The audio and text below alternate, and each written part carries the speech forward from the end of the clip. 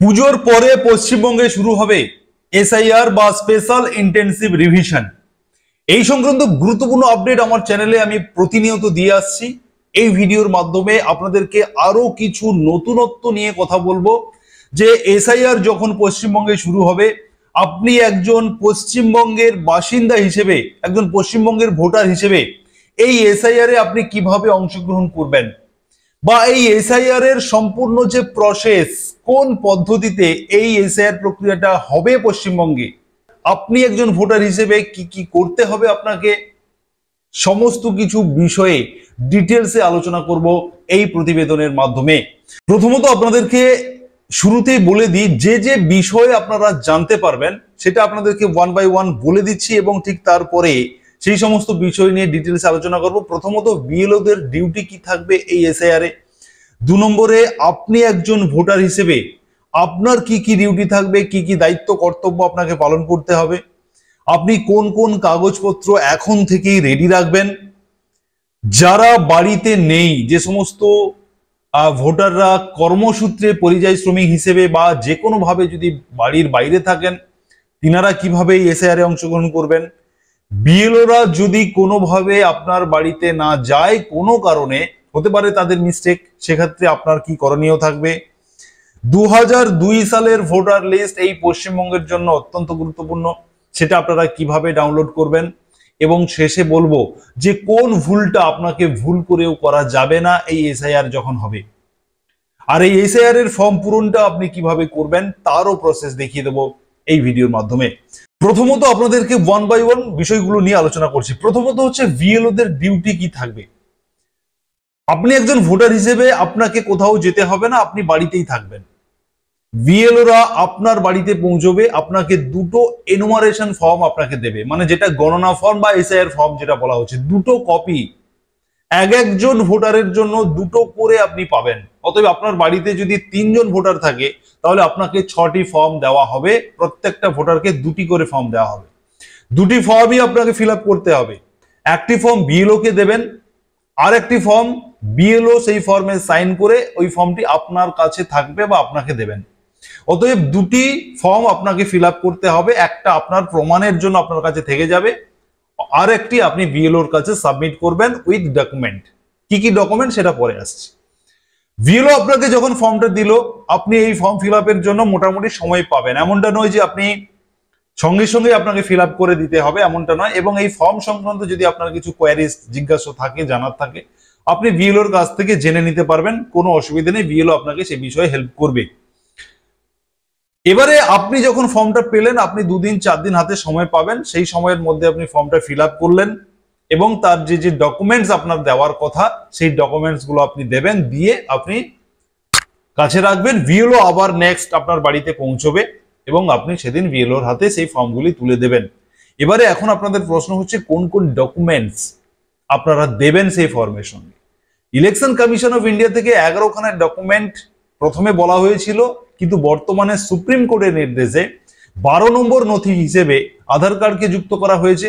তবে বলা হয়েছে যে 11খানার মধ্যে প্রথম যে 11টি ডকুমেন্ট, তার মধ্যে যদি কোনোটি না থাকে, কিংবা 2002 সালের ভোটার লিস্ট যদি কোনোভাবেই না থাকে আপনার কাছে, তখন আপনি আধার কার্ড দিয়ে অ্যাপ্লাই করতে পারবেন। সেটা ইলেকশন কমিশন বিচার বিশ্লেষণ করে দেখবেন যে আপনার ডকুমেন্টস ঠিক রয়েছে কিনা, আপনি ভারতের প্রকৃত নাগরিক বা ভোটার কিনা সেটা দেখবেন।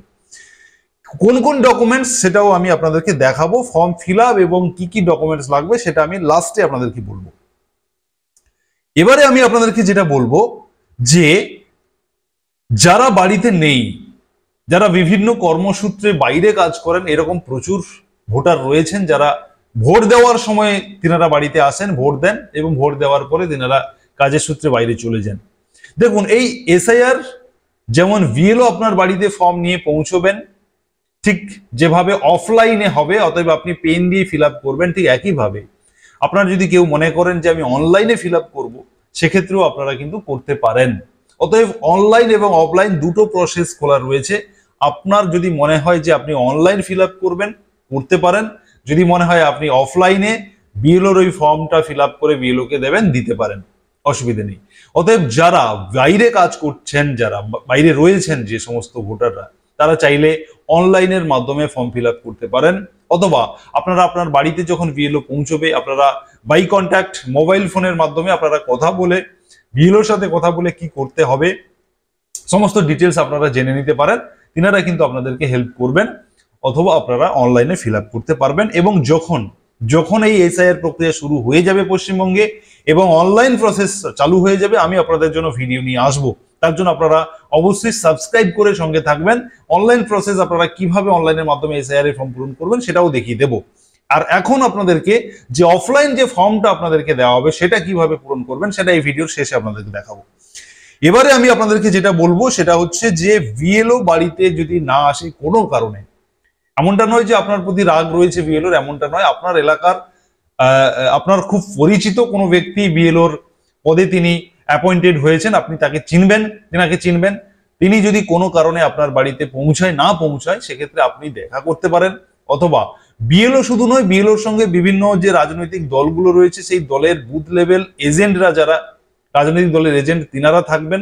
অতএব বিএলওরা সবার বাড়িতে পৌঁছচ্ছেন কিনা সেটাও কিন্তু তিনারা দেখবেন।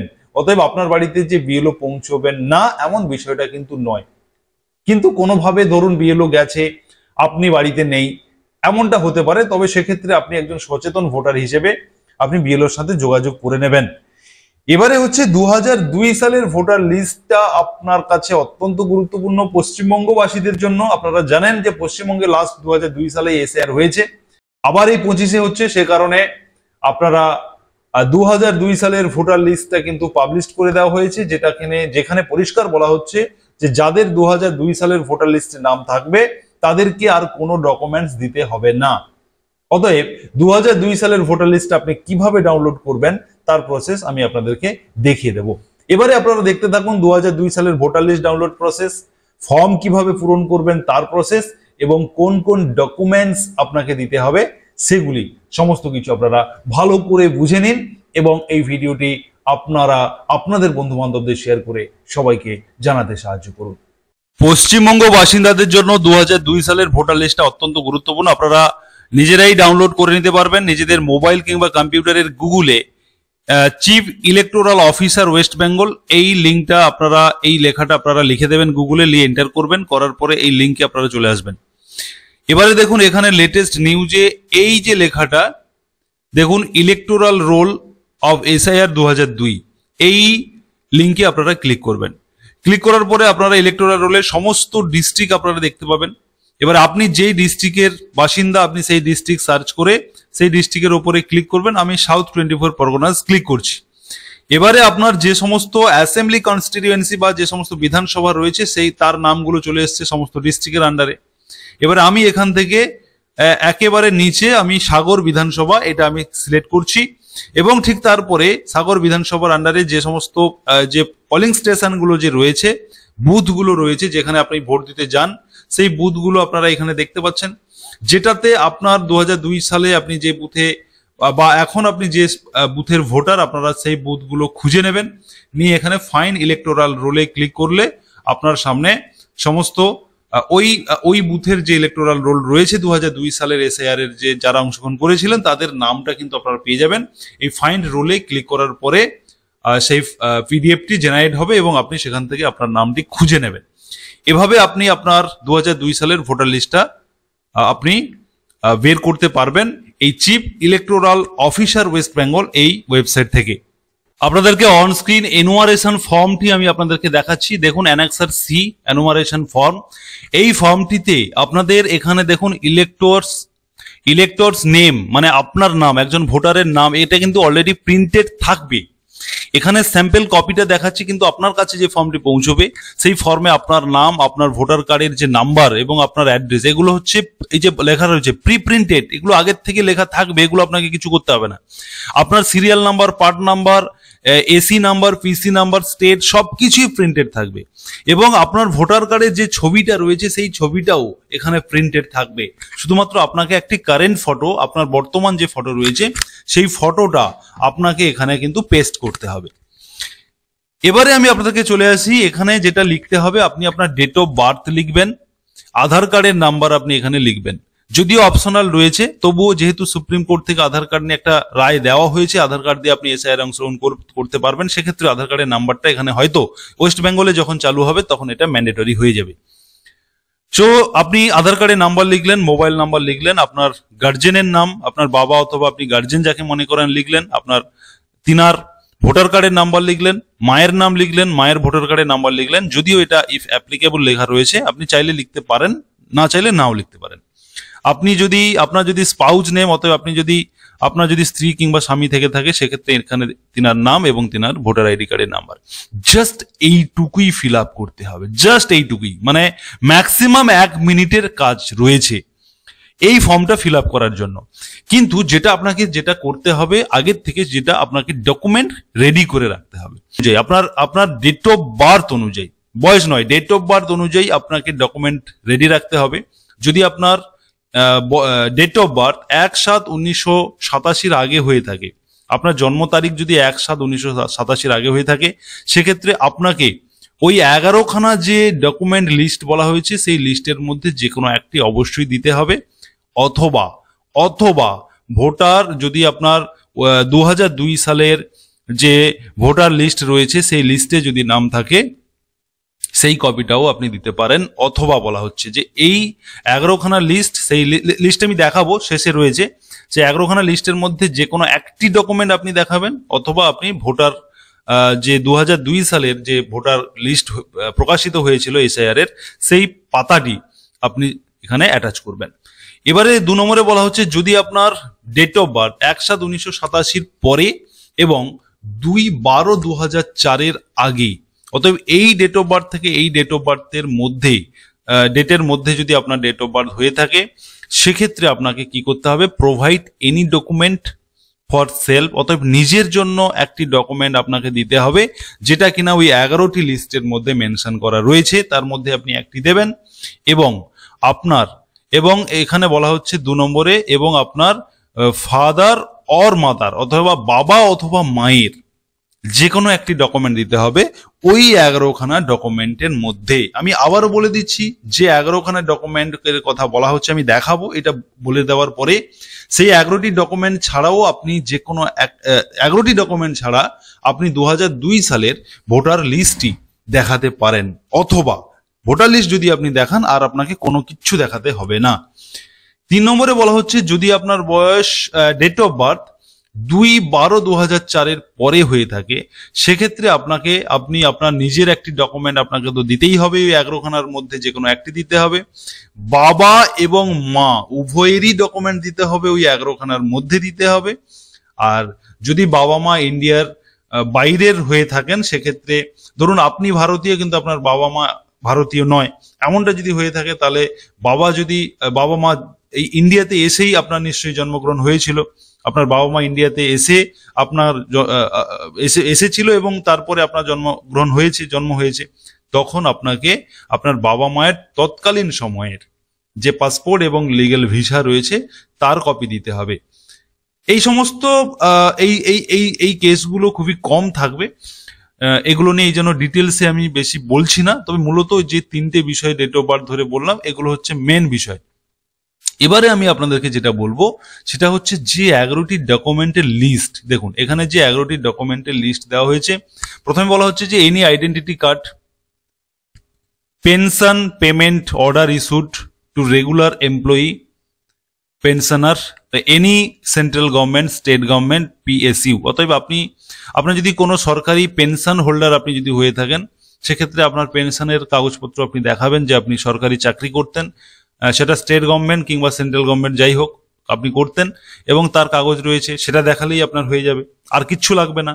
2 নম্বরে, যদি আপনার আইডেন্টি কার্ড থাকে, সার্টিফিকেট থাকে, ডকুমেন্ট থাকে issued by government, India government, অথবা local authority, bank, post office, LIC, PSU period 1/7/1987, অথবা 1/7/1987 আগের যদি আপনার এই ডকুমেন্টস গুলো যদি থেকে থাকে, ধরুন ব্যাংকের বই 1/7/1987 আগে, পোস্ট অফিসের বই, এলআইসি কিংবা কোনো গভর্নমেন্ট সার্টিফিকেট, লোকাল অথরিটি কিংবা সেন্ট্রাল গভর্নমেন্টের কোনো সার্টিফিকেট যদি আপনার থাকে যে আপনি এখানকার বাসিন্দা হিসেবে বা এখানকার মানুষ সেই সংক্রান্ত যদি কোনো সার্টিফিকেট থাকে, এবং সেটা অবশ্যই 1/7/1987 আগের হতে হবে, তাহলে আপনি এটা দিয়ে করতে পারবেন।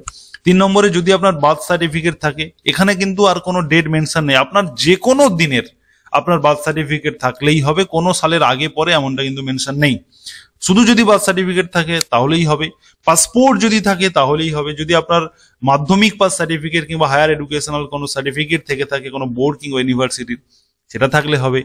Permanent residential certificate issued by competent authority, যদি কোনো আপনার স্থায়ী বাসিন্দা সার্টিফিকেট থেকে থাকে, সরকারি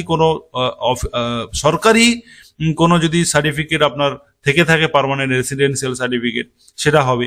এবং আপনার যদি ফরেস্ট রাইট সার্টিফিকেট, যে বন বিভাগের একটি সার্টিফিকেট হয়, এরকম যদি আপনার কিছু থেকে থাকে, কিংবা আপনার যদি কাস্ট সার্টিফিকেট থেকে থাকে, ওবিসি, এসসি, এসটি এ ধরনের কাস্ট সার্টিফিকেট যদি থাকে, শুধু সেটা দিলেই হবে। ন্যাশনাল রেজিস্টার অফ সিটিজেন, যদি আপনার যেটাকে এনআরসি বলা হচ্ছে, এনআরসির যদি কোনো সার্টিফিকেট থাকে, ন্যাশনাল রেজিস্টার অফ সিটিজেন যদি থাকে, সেটা দিলে হবে। 10 হচ্ছে ফ্যামিলি রেজিস্টার যদি কোনো থেকে থাকে, এবং সেটা স্টেট এবং লোকাল অথরিটির হতে হবে। এবং এনি ল্যান্ড, যে কোনো জমির কাগজপত্র যদি আপনার দলিল বা রেকর্ড থাকে, বা হাউস অ্যালটমেন্ট যদি সার্টিফিকেট থাকে বাই গভর্নমেন্ট, এবং গভর্নমেন্টের দেওয়া যদি কোনো ল্যান্ড রেকর্ড যদি থেকে থাকে, সেক্ষেত্রে কিন্তু আপনি এই এসআইআর এ আপনি অংশগ্রহণ করতে পারবেন এবং আপনি কোয়ালিফাই করবেন। এই 11টি ডকুমেন্টের কথা বলা হচ্ছে। যদিও সুপ্রিম কোর্ট এখন 12 নম্বর নথি হিসেবে আধার কার্ডকে মান্যতা দিয়েছে সুপ্রিম কোর্ট, কিন্তু একটি কথা পরিষ্কার করে বলাও হয়েছে যে আধার কার্ড দিয়ে আপনি যদি 11টির মধ্যে কোনোটি না থাকে, আধার কার্ড দিয়ে আপনি অ্যাপ্লাই করুন, আপনার অ্যাপ্লিকেশন গ্রহণ করা হবে, কিন্তু সেটা পরবর্তীকালে খতিয়ে দেখা হবে যে আধার কার্ডটা লিগেল কিনা, কারণ অনেক ফেক আধার কার্ড রয়েছে, ভুয়ো আধার কার্ড রয়েছে, সে কারণে এমন কিন্তু নির্দেশিকাও রয়েছে। অতএব এই প্রতিবেদনের মাধ্যমে কিভাবে এসআইআর পশ্চিমবঙ্গে হবে, পশ্চিমবঙ্গে যখন শুরু হবে, অ্যাজ এ ভোটার হিসেবে আপনার কি করণীয়, বিএলওদের কি করতে হবে, কোন ডকুমেন্টস আপনি রাখবেন, কোনটা থাকলে আপনার সুবিধে, এবং কি কি ডকুমেন্টস রাখতে হবে, এবং ফর্মটি আপনি কিভাবে ফিল আপ করবেন, সমস্ত কিছু এই ভিডিওর মাধ্যমে আপনাদেরকে জানালাম। এই ভিডিওটা প্রচুর শেয়ার করে দিন, সবাই যাতে জানতে পারে। অত্যন্ত গুরুত্বপূর্ণ ভিডিও। পুজোর পরেই পশ্চিমবঙ্গে এসআইআর এর ঘোষণা হয়ে যাওয়ার সম্ভাবনা কিন্তু প্রবল রয়েছে, কারণ সমস্ত রকমের প্রস্তুতি পর্ব চলছে। যে কোনো মুহূর্তে কিন্তু একটা ঘোষণা হয়ে যেতে পারে পশ্চিমবঙ্গে এসআইআর শুরু হওয়া নিয়ে। অতএব ধন্যবাদ, আপনারা প্রত্যেকে সুস্থ থাকুন, ভালো থাকুন, অপেক্ষা করুন পরবর্তী প্রতিবেদনের জন্য। এইরকম গুরুত্বপূর্ণ আপডেট পেতে অবশ্যই সাবস্ক্রাইব করে রাখুন। ধন্যবাদ।